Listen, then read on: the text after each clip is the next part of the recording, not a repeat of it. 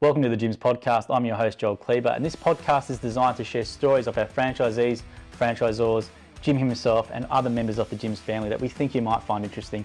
If you are researching our brand, we've got a previous back catalogue. There's so many great episodes that you can find online. And if you do like what you hear, please make sure you leave us a thumbs up on YouTube if you're watching, or online as well. We really do appreciate the support. Without further ado, here's today's episode. Phil, thanks for joining us today, and congratulations on being one of our core memberships, silver memberships, which allows you to very nice at any core hotel in Australasia, really. 50% of your dining at some restaurants, and there's a lot of perks as well. So silver membership, being a star franchisee, so we'll get that up to you as well. And we just wanted to have a chat to you about yourself, and you've been going with us for just a bit over a year now. You've got 84 5-star ratings. You've got a perfect star rating, which is fantastic. And in Test and Tag, that's we're a division where you probably don't have as many customers coming all the time. You've been able to build that up really quickly from what I can tell, and obviously delivering an exceptional service. So maybe let's start with Phil. What were you doing prior to Gyms and Test and Tag? Yeah, no, thanks, Joel. And firstly, thanks for the voucher and that sort of stuff. It's never what you do these things for and all the rest of it. It's always, a nice little reward and maybe take the family away for a couple of nights. So looking forward to that. Yeah, my background, it's an interesting one. It's definitely not from a test to tag or a fire safety background. Prior to doing this, a bit over 18 months ago, I was working in sport, in commercial partnerships. Been doing that for 5 years. And then prior to that, I'd worked at a large FMCG company in Queensland here, Forex, in multiple roles there for about 2 years. So my background is really more in sales and commercial. And that's sort of been where I've always been. A little bit of sort of sponsorship marketing in the back end of the career. So there's a bit of a significant change to come across and do test and tag and fire safety and take out a franchise. But it explains why you've got so many good reviews, because as you would know, a lot of it's sales, what you're doing anyway. So you're translating that skill from what you've done over to your own new business so quickly. Yeah, 100%. It's, for me, and that's probably why I saw it as a great opportunity, because for me, it was all around customer service. At the end of the day, it's a customer service. Yes, the service we provide, the service I provide is test and tag and fire safety, but whether I'm providing that or I'm providing mowing or I'm providing cleaning or that sort of, or even, other things I was doing, whether it was, selling sponsorship or that sort of stuff, it's about customer service. Say what you're going to do, turn up on time. If you're running late, those things happen, ring people, let them know. So, it's the 101s of, I'd say business. It's so many people seem to get it wrong. And at times I get it wrong. I'm not, but I'll put my hand up at times when you do get it wrong and you apologise. And, that's all you can do and try and fix it up. And, that's how I probably got into gyms. Was actually, I read one of, I had a mate who had a Jim's mowing, and I also did read one of Jim's books. And I love Jim's customer service philosophy and, understanding, his theory around it. And then also, once I got in and did the training and then understood more around his complaint processes and those sort of things, that protects the brand and that protects my brand. And, for me, that's important. And that, a bit of my background around brands and working with big brands, you understand, the protection of your brand. So you're right. It's probably, that's why for me, the service I do is what it is. But it was around the business side of things. And that's why I could see the transition have been reasonably well sort of thing. That's fantastic. Now, why Gyms Test and Tag? You've got a friend who do Gyms mowing. Most people would probably go to Gyms mowing. So why did you select Gyms Test and Tag? A couple of different reasons. First of all, he goes, I haven't really listened. He's heard good things about it. So I hadn't heard much about it. And to be honest, I looked into it a bit more and caught up with the franchisor up here and had a bit more of a look into what does it entail. Then, I was looking at a couple. I probably made up my mind to go, I want to do a franchise, but I hadn't really set on which one it sort of was going to be. And I looked at a couple others of that. And for me, it was then around finding something that I felt was I could do for, 5, 10, 15 years. I'm not overly old, but, honestly, I didn't want to be, cutting grass when I was 50 or 60 years old sort of thing. And there's no disrespect to the guys that do it. That was just my personal choice that I didn't want to be out in the sun and doing that sort of stuff. As much as I love mowing, I love that. I just didn't want to, in Queensland, in Brisbane, the hot summers and that sort of stuff. The other thing then that once I looked more into it, what I liked about test and tag and fire safety from a business point of view versus say mowing, or even if you're going to pool cleaning or dog wash or these other ones, it's not based around people's disposable income is what I look at it. So if you're looking at mowing and in certain areas, but in cleaning this, particularly in domestic areas, it's what I call disposable income for people. So, when the economy gets really tight and people are looking at their budgets, do I need to be spending that money on cutting the grass, or can I do it myself, or can I pull back here and that sort of stuff? Where for me, around test and tag and fire safety, from a business point of view, it's a compliance. So, people have to do it, businesses have to do it. The thing I liked about it too was then around the repeat work. So, your fire safety you're doing every 6 months. Your test and tag for, tradies, it could be 3 monthly, into, workshops it's 6 monthly, offices it's 12 monthly.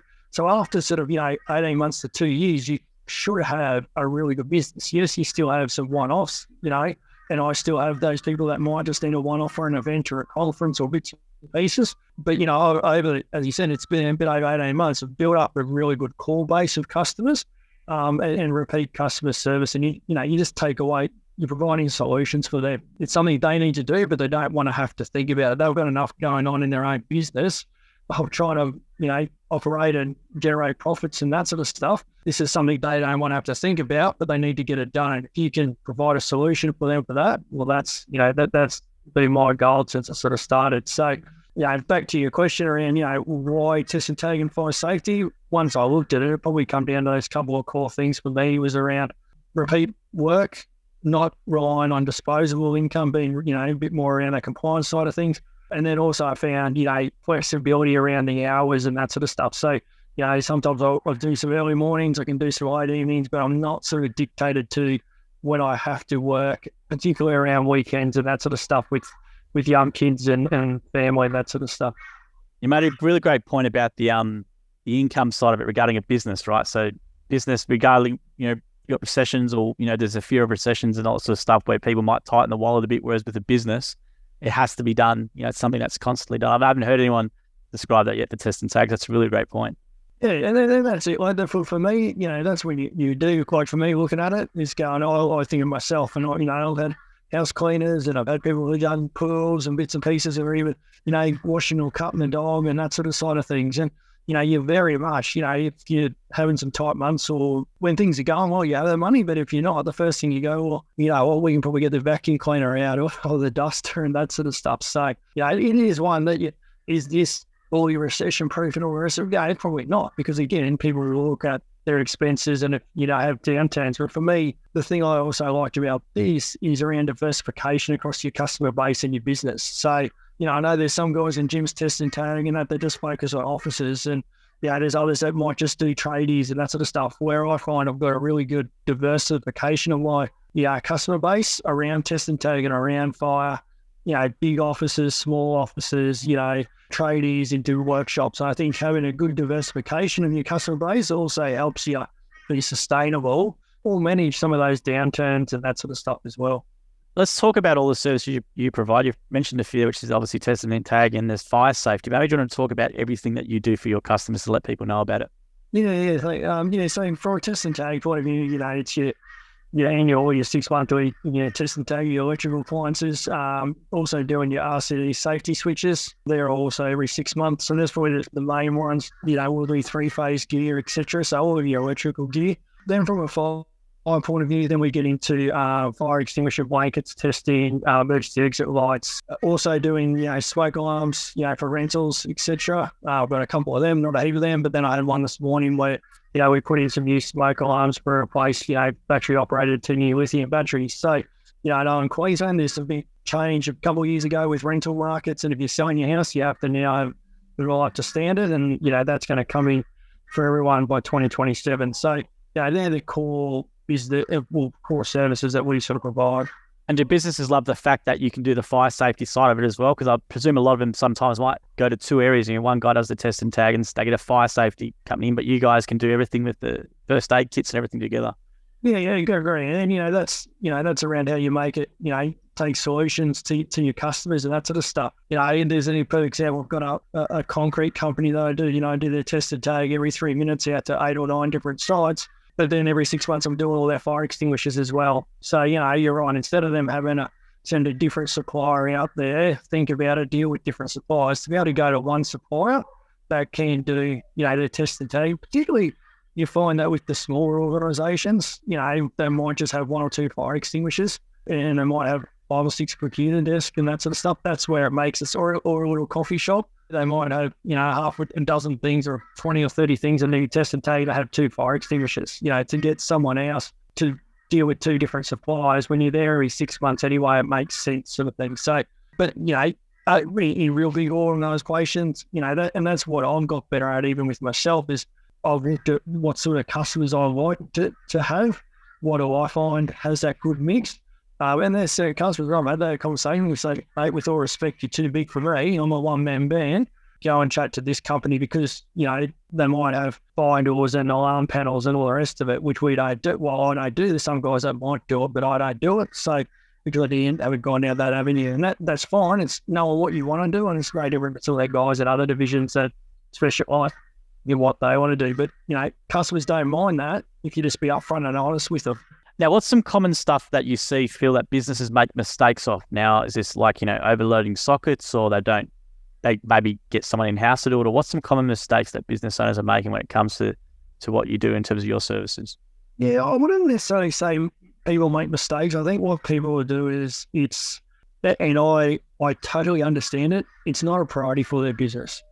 With all respect, doing test and tag for them at the time, doing test and tag in their fire safety, it's never an issue until there is an issue, if that makes sense. So, they're sitting there going, that might be a few $100 or $1,000 or whatever that they can save for next time. Especially small business will go and get the pressures on small business. So to turn around and all of a sudden spend $500 or $600 to have someone come in to do all your testing, they go, well, that's just coming straight out of their profits for the month or paying wages and that sort of stuff. So for me, what I see more so, it's complacency around not getting it done regularly. Then that's probably the biggest one, is first and foremost is go and understand it mightn't be a priority, but it should be a priority because you do pick up things, majority of the time I'd say, especially from an electrical point of view, we fail 95% of things before we've even plugged into our testing machine just by looking at it.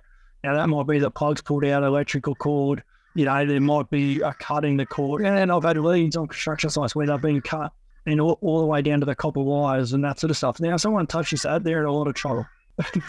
So, there's people say you can't see electricity. It's different to other dangers that you see out in the workplace. You can't see electricity. It's hit you before you know it. So it's too late. Once you've hit it, it's hit you, and it can cause significant dangers and that sort of stuff. Then from a business point of view, it's a big risk to them. Then from a fire point of view, again, it's making sure probably their extinguishers are up to date. So, every 5 years they need to be re-pressure tested or changed out and that sort of stuff. So, again, how often does a business need to use it? You can go 30, 40, 50 years with never having to use a fire extinguisher. But trust me, when you needed it, you want to make sure it works. And you want to make sure that it's accessible. That's probably the biggest one from a fire point of view is, people stick the boxes in front of fire extinguishers and in front of doors and this sort of stuff. And it's like, again, not an issue until you actually need it. So, that's the biggest one. We're actually doing it regularly. And, when you have a regular system in place and that sort of stuff, you actually don't find a heap of issues. You find a few, but it's just, staying on top of it to make sure and more so, it's keeping your staff safe.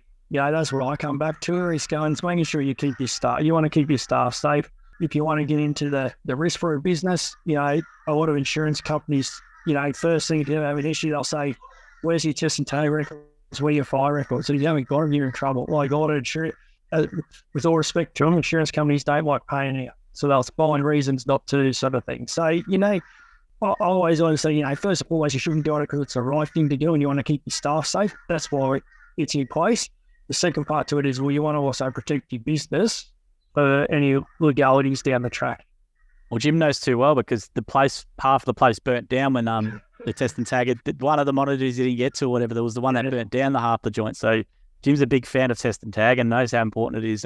But I was going to say, how did you find the training then? Coming from a totally unrelated, field into doing test and tag, I presume, did you come down and do the training at office? Yeah, so I was lucky. I was post the COVID period, so I had to come down. And I think I've spoken to a few of the guys up here that did some of our stuff online. And, the value of doing it face-to-face versus online is chalk and cheese. So, that's probably another conversation another time. But, it is without doubt, it's great value. But the training I found, really good. Again, those sort of things I always think you get out of what you put into it. I thought the first 3 days, which was just the generic gyms training, I thought was a really good insight for someone coming in to understand the gym's processes. And, respect to Jim, and I say this to a lot of people when I talk about it, is, the first person that talks is Jim. And, he sits there and he tells, we're the most important people in the room. And if we have an issue, gives us his number and tells us to give him a call and that sort of stuff. And, I've worked in big organisations and corporate, a lot of the time the corporate sayings and all the rest of it. And, it's about saying versus it's about doing and that sort of stuff. And credit where credit's due, Jim gets in and, he has those, and I know it's not necessarily the most comfortable thing for Jim, but, he's out there and he has those conversations. Then I think it gives you a really good insight into, the opportunities within gyms, understanding it's hard to probably get the messaging across when you've got multiple divisions there. And majority, if I look at it, our training day, I think there's nearly not 80 or 90 people in there. There might have only been 5 tested tag guys. And there might have been, 20, dog wash. And there might have been 40 mowing and that sort of stuff. So it's about the audience. But you're getting good understanding. I probably already from business background, like I just completed an MBA in sports management and that sort of stuff from my previous role. And so my business background and the commercial business background is probably my strength. The technical side of things of doing the job was my weakness, sort of thing. So I probably, certain things I probably didn't need as much, but then there's other people that I know probably got a lot out of the basics of it. And I think, again, just a basic thing that I didn't get out of it, and for all my background was around, that's things like your 10-point plan. Because when you're starting a new business, it's easy to look at the dollars and cents coming in, or the leads coming in and the jobs you're getting. But early on, as you mentioned, chest and tags a different one to probably mowing and cleaning, where yes, you still get leads, and I've been, lucky to get a good number of leads, but we don't get the number of leads that you get from other businesses. You do have to get out there and do a bit of cold calling yourself in your territory, and you got to drive your business yourself a bit more in this, because it's very business orientated, not necessarily domestic orientated. So, I think having little things that you take out of training from that, and even getting into things around, looking after yourself mentally and your well-being, that's really important to me. And, taking those little big things on board, just go, be kind to yourself and meeting other people. That was a big one for me. Meeting some, it was great to stay on site. You meet some of the trainers and, have a beer with them afterwards and that sort of stuff. So for doing that, I think it gives you a really good setup. So when you walk away from it, you're in a good position to go. And, then we did another 10 days of test and tag training. I then had to go and do our fire training separately, but I don't know if it's finalised yet, but they were looking to bring the 5 back in-house, which I spoke to them about. I strongly recommend it, because I think, being able to go and do all that at once and then be able to walk away and start it is key. But again, you meet those people that, I've had challenges at times or technical questions or bits and pieces, and you go and find them. You've got a bit of a network there that you can talk to guys through. So, I think the training around, giving you some good insights and hearing from people that have been there, done that, made mistakes, learned from mistakes, I think it's, a really good opportunity. And for what I know from interviewing test and tag franchisees in Victoria, is that the training you guys do for over 10 days is the most comprehensive for anything. I think I don't know if it's down here, you can do like a course in 2 days or whatever, or day or whatever it is. Pretty much you test and tag ticket in a day. Yeah. It's not that complicated. And to be fair, what we do isn't overly complicated. But what I did like about it, what, to your point, was, I think where you're going is, like, it is very comprehensive. For someone like myself, who technically that's where I knew that's where I was. I didn't come from a trade background. Well, we have guys who might have come from trade backgrounds and have a better understanding of the technical side of things. They probably found that stuff easier. But for someone like myself, and it is a bit of a more technical area and that sort of side of things. But to understand all of that, to take that away, I think it's you're right. It's really helps you set up to go forward and have a really good conversation with your customers and know that you're doing the right thing in the market.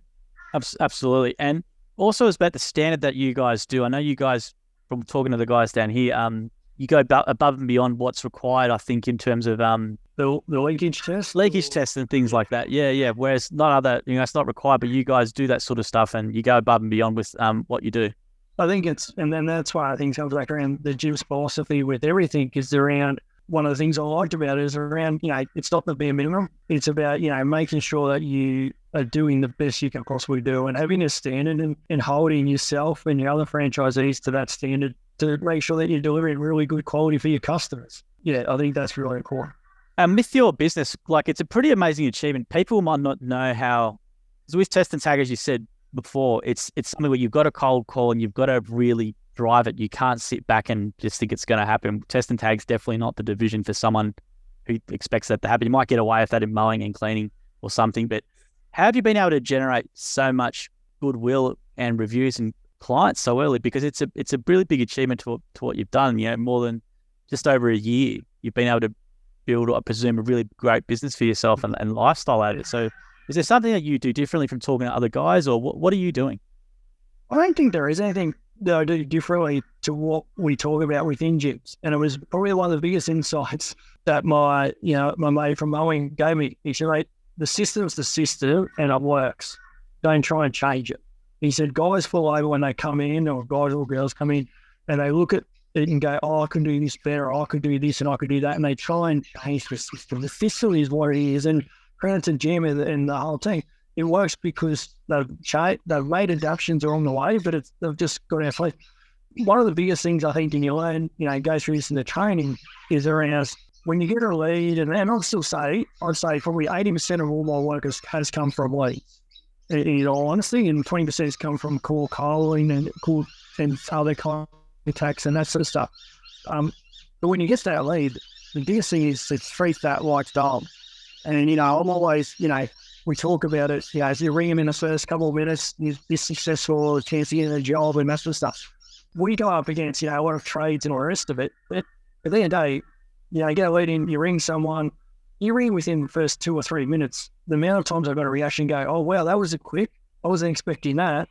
And it's just, they're not, unfortunately, people in Australia, I always see this, particularly post-COVID, our standard of service has really dropped out in the marketplace and that sort of stuff. And not necessarily gyms people, in community sort of thing. And I find that even sometimes our expectation of service has dropped. Like trades are busier. Like it's hard to get a trade. If you want to get a builder to come and do anything in your house, you 12, 18 month wait. Prices have gone through the roof.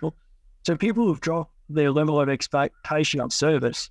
So just providing really good customer service. And then it's being mindful of when you're getting yourself busy, or if you are getting busy, to pull your leads back before you get yourself too busy. So I did that, probably about 3 or 4 months ago. I got into a period where I was getting really busy and I had some big work. I picked up a couple of big customers and that sort of stuff. So I pulled my leads right back. So I knew that then, I can manage 1 or 2 new leads a week. I pulled them back local. I knew I could get to them closely and that sort of stuff. You've got to set yourself up for success too. So don't, it's hard sometimes when you don't know what's 3 or 4 months away, but you've got to make sure that you don't make mistakes with customers now because you're worried about missing out on a customer 3 or 4 months away. Like let those leads go to other guys and that sort of stuff. You've got the stuff, and if you have a good business plan in place and you know what you need to do, I think that was a good one for me too. I took the time to put a good business plan in place with franchisor, and what it allowed me to do as well as having quiet months or other things to come back to that and go, actually, I'm still ahead of where I thought I would be, or I'm still on track and that sort of stuff. So, be kind to yourself. Give yourself, you got to have patience sometimes, and you got to remind yourself that, you are setting up a new business, and, so you've got to give yourself time to let that business grow sort of thing. But I think, the biggest one I always say is around, that customer service, ringing people quickly. Then, if you say you're going to be somewhere, commit to it. Understand things happen. There's car accidents, traffic goes pear-shaped, you get caught up on another job. Those things happen. Just ring the customers and let them know. I think, that's one, sometimes you don't know what you're walking into. You think it might be a half an hour job, and I've had that many times. You think it's a half an hour job or an hour job, and you're there all day. That's not a bad thing, but if you planned other stuff around it, you got to be able to move quickly to adjust. And that's, talk to people. Don't avoid the conversation, because you avoid it, it actually gets worse down the track. For sure, and some great advice there. I was going to ask you as well, are you happy with your lifestyle and the income you're making from the business? Because you're just over a first year, so first year is generally the hardest in anything. So are you happy with where you're at the moment? Yeah, 100%. 100%. It was actually, I had a good chat with my franchisor this week. We just had a bit of a, chat and gone just that full last, full financial year sort of thing. And Financially, I'll talk financially, well and truly it's over exceeded what I'm forecast in the first 12 months, sort of thing. And based on a couple of really good months, some other months have probably been a little bit quieter, but that's how it works too, and that sort of stuff. But I'd say, it's definitely delivering what I thought, if not more, sort of thing, which is great. But the biggest one for me was not about the financial thing; it was about the lifestyle. So I've been working, in corporate world, doing a lot of travel and that sort of stuff. I've got two young kids. One's just started high school, one's just towards the end of primary school, and I've got a wife with an amazing career herself. And in both our careers, we're going like this, and we thought we had to find some better balance of what we had. And she'd supported me a lot early on, and we thought, well, there's a chance to support her. And again, seeing this and being able to provide the lifestyle, that was our biggest reason as to why we went down this avenue. The one thing that at times when I had those, when I was, people ask me, how do you go? I said, well, at the end of the day, the biggest reason we got into it was around lifestyle. I do most drop-offs, most pickups, doing kids sport, those sort of things. Now, if it wasn't for this, if I was still doing my old roles and that sort of stuff, the kids probably are playing with afternoon sport because we got no one to take them and those sort of things. So it definitely is. I see, the stories and you hear the stories and you sometimes think it can't be that good and all the rest of it. But you see multiple people that have changed and got into it. It is your own business. You get control. Early on, you're probably a little bit more dictated to customers because it's a lot more reactive to the leads coming through. But again, once you've had them for 6 or 12 months, I'm now planning 2-3 weeks in advance and can manage the customers' jobs within my time frame as well and that sort of stuff. And, like this week coming up, my kids go to my mum and dad's for the holidays, school holidays for a week. So I do a lot of work in that week and a lot of early mornings because I can do it that week. But then other weeks you don't do it, sort of thing. So, it definitely allows you to have the flexibility that we were probably looking for in our family, and it's helped a lot with that. That's great to hear, Phil, and I love hearing that because the lifestyle component, we say lifestyle, but what is that? And that's exactly what you just said, being able to drop the kids to and from school, they can do sport, and, and you can be there where you need and make it more flexible around you, and you're not dictated to by a boss or some other schedule where you've got corporate expectations. So I'm really happy to hear that. Yeah, and mate, and that's it. Everyone's lifestyle's different. Like, that's what's important to me. There might be other people that might be, I like to work, and we've got guys that just, hey, well, I like to work really, early in the morning and they're done by, mid-afternoon or early afternoon. You got other guys that, might do a bit more nighttime and that sort of stuff. So I just had Jim in the background, but Jim says hello there. Doing an interview, Jim. Doing an interview with Phil, so Phil's very happy. You can sort of see Jim. Now, you can't see, you have to put your head over there. You can see his head. There we go. But no, that's great to hear, Phil, and we love hearing that sort of stuff. And Jim gets those emails from franchisees saying, it's not about some people start with the money intention. Like, obviously, you want to make what you're making previously or exceed it. But then it's morphs very quickly. Well, it's the lifestyle thing. I can volunteer more, or I can do this, or I can do that. So I'm really happy to hear that's how your lifestyle's going and you're happy with that. That's great. Now, from your perspective, what advice would you give to someone maybe starting in your position again, getting into this thing? Like, what words of encouragement, or what would you tell them would be the best way to look at it or doing that transition? I think that the best way to do it is don't be afraid. Buddy, that's right. And he nearly put me off a couple of times. He's going, it is a risk. At the end of the day, you're making a risk. Like, I walked away from a really good job that had been for 5 years with a good salary, something I really loved doing. I actually enjoyed what I did. So don't be afraid, because 100% of people that don't have a go at something fail. You might as well have a go and see how you go. So first of all, have a go. There's good systems in place to make sure you succeed. And if you stick to the systems and the processes and listen to the people around you, you will succeed. But it's not easy. It's also hard work. I think that's the biggest one. Yes, you might hear different stories, and you hear it at training around people, they come in and they're making all this money and doing all that. But it's doing it for the reasons you want to do it. And once you understand why you're doing it, you have those plans in place, and you keep coming back to that, that's allows you to get through some of those quiet times. I've had tough days. Like, over the last 18 months, I've had tough days. I've had tough weeks. What my wife knows about when you're sitting around, you're not getting any work, and the lead isn't coming through, and you're knocking on doors, and you're just getting doors showing your face. It's not all easy. But if you work hard, you can build a really good business out of it, sort of thing. And again, it's up to you what you want to make it. Now, I'm happy to be a sole operator, just work for myself. Now, potentially in 2 or 3 years' time, and what changing, you could put on 2 or 3 staff and have a massive big business if you want. But if you want to worry about that, I don't want to worry about the staff. I just want to look after myself. I have enough trouble doing that. Staff are another word. Thanks. Up to you. The biggest ones around, have a go. It's a learning opportunity. And, I had an old director at, where I was working, then they think, even when you're learning this time of doing your own business, staying in the role or staying in, I probably wouldn't learn what I've learned from doing this sort of thing. So, have a go, back yourself, stick to the process and ask people a lot of questions. But don't be afraid to get in and have a go, because it is, I say it was been life-changing for our family, and something that, very grateful for the opportunity and, excited about, the future ahead sort of thing. So. That's great, Phil. Fantastic to hear. And I was going to just ask you one last question before we finish today. It was about your support from your franchisor. So many people in gyms or outside of gyms want to know what a franchisor does, but maybe just want to elaborate a bit on the support from the franchisor if you attend meetings and how you find that extra stuff. Yeah, and I think, for me, that was probably why a few people said, why don't you go and set your own business up? Why do you do a franchise? And you tell them, about the fees and buying in and this sort of things. And sometimes people get put off by that. For me, what that was doing is there's two things. I was buying a brand, which I was really, is important to me. I understand the value of a brand when you're setting up a new business. The second part about it was a support network. So a support network, when I would come from working in teams, say, yes, I'm my own business, I can just stick in my own lane, I don't have to talk to anyone, it's not too bad. But when you have times of trouble, or whether, you might be halfway through a job and your tester stops working, you can ring someone else who might have a spare tester, or, having a network is really important. So having your franchisor who, is helping you through the process when you've got technical questions or you've got other, customer challenges or bits and pieces about it, chat through and work through them, just to give someone who's been around for 5, 6, 10 years and that sort of stuff. So I think, that's really important. And again, you get out of what you put in. So if you like, you can be very isolated and not really spend much time with them. Or you can, get to the meetings, talk to them, that sort of stuff.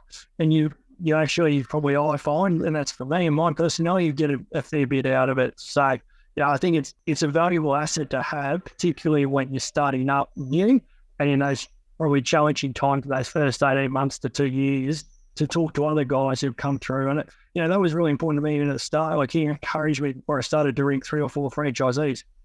And he just gave me the list of them. He didn't tell me which ones to ring. He said, you just think who you want to ring. And I spoke to guys that have been in the business 12 months, have been guys 10 years, and you get a good variety of where they're at and what it was doing for them sort of thing. So, I think that's credit to the system, so to speak. No, but good on you for doing your research as well, because we encourage obviously everyone to ring franchisees and do as much research as they can. And obviously with your background, you did all that, and you can see why you're a star franchisee. From what I know of Test and Tag, to get as many ratings as you have in the first year is I don't think it's common at all. So you're obviously a star and you do a fantastic job and your customers love you. And on behalf of Gyms Group as well, we want to present you and your partner and your family this Silver Accord membership. So basically what it is, it'll take 5 business days to come through, but it's 2 complimentary nights to stay at any, like Sofitel, Pullman, Novotel, wherever you want, which is on the Accord list, up to 50% of your dining bill at over 1,400 restaurants, some 15% of drinks, and there's other stuff as well. So have a nice weekend away with you and the family on us. And big thank you for everything you do for the Test and Tag division and for your customers. As I said at the start, you're a star from what I can tell. And I'm not just telling you because you're there, but I think I haven't seen many Test and Tag franchisees get as many 5-star reviews as what you have in their first year. It's very, very impressive. So well done. No worries, mate. And thank you to yourself and Jim and the business, the man, the core. Mate, it's really, as I said, it's really appreciated. And it's easy now. I don't have to work weekends, so it's easy to get away. That's handy. No worries. That's awesome. Great, mate. Well, thanks, Phil. Thank you for your time and have a great weekend. And we'll get this off to you. But thank you again for joining us today and really happy to hear about your success. So thank you. Cheers. Thanks, Joe. Thanks, Phil. See you, mate. Yeah. Thank you for listening to the episode of the Gyms podcast. If you want to learn more about the Gyms Group, head to gyms.net or call us on 131 546 Australia or 0800 454 654 New Zealand. And if you did like the episode as well, please make sure you leave a review or a comment or a thumbs up or a comment on the video as well. We appreciate your support. And until next episode, we hope you have a great week.